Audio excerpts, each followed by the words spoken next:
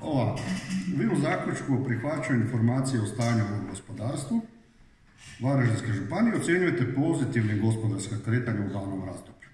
S time se nikako ne mogu složiti. Sami ste svjesni, rekli ste, da neki podaci, iako izgledaju pozitivno, oni to nisu.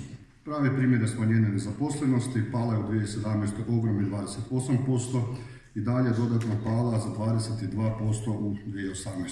Na burzi je samo 3000 ljudi.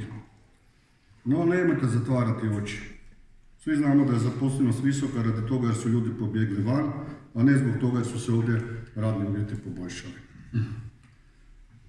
U izvješću dalje stoji da je neto financijski rezultat gospodarstva Varaždinske županije u 2017. 541 milijun kuna, što je za ogromnih 15,8% manje nego u 2016. Gubici poduzeća značajno rastu. I stvarno nije mi jasno kako ovo možete ocijeniti pozitivno. Nadalje, sami ste rekli za prosječnu plaću, ona je 1000 kuna manje od državnog prosjeka.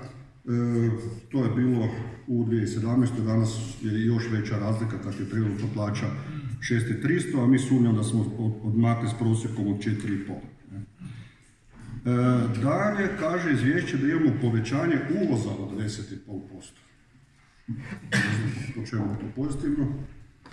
A ono najvažnije, točka 8, kaže da su se smanjile investicije. Vi pričate stalno o nekim investicijama ovdje. Poduzetnici Varaždinske županije u 2017. godini u novu dugotrajnu imovinu uložili su 506 milijuna kuna, što je u odnosu na 2016. kad je uloženo 640 milijuna kuna, pad od 20,7%, znači pad investicija 20%. Podsjećam da je ovo službeno izvješće FINA-e, znači nije to izmislio Živi zid, nego jedno službeno izvješće i pitam vas gdje su onda svi ti silni milijuni europskog novca o kojoj stalno pričate. Pa mi smo u investicijskoj katastrofi. Nešto malo poslova koje smo ugovorili, u kojima je županija sudjelovala i imala priliku podići gospodarstvo, recimo kao što je energetska obnova bolnice. Izvođač nam je Prvo plinarsko društvo iz Vukovara. Svaka čast Vukovarcima, ali na taj način porez na dohodak odlazi u druge županije. Propustili smo mnogo toga. Ja kad već pričam o energetskoj obnovi, treba se malo dotaći i navodne oporbe ovdje.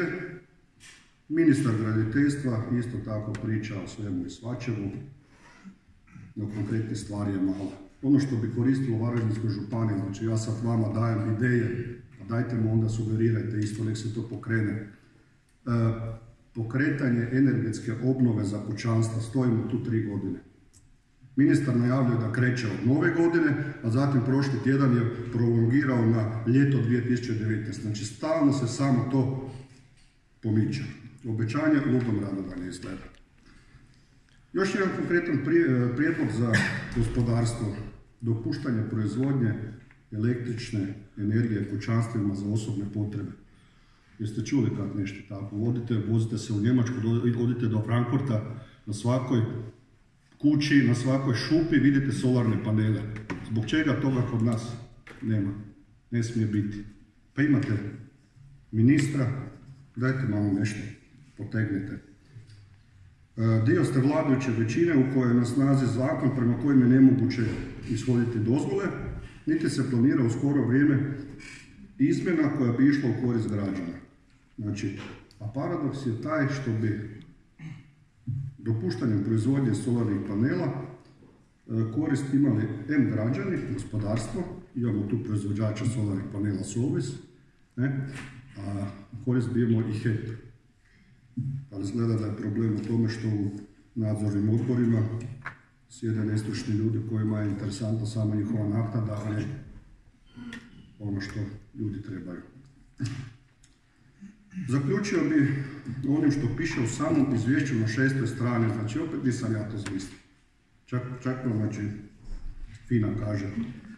Pa opet da vas podsjetim, prema podacima Državnog zavoda za statistiku, županija već godinama ima negativni migracijski saldo, pri čemu je u prošloj godini u inozemstvo odselilo 1346 osoba. Uz višegodišnji negativni prirodni prirast i pad ukupnog broja stanovnika od 2011. do 2016. za 3%, ove pojave ukazuju na težinu demografskog problema ovog područja. Stoga, ključno pitanje rasta ostaje stvaranje poticajnog okruženja za zapošljavanje, uvjeta za ostanak stanovništva, povećanje životnog standarda te adekvatnog nagrađivanja rada.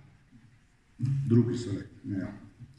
A ja vas molim da glasate o ovome barem suzdržano, ako ne i protiv, i razmislite o svemu ovome. Hvala vam. Hvala lijepo.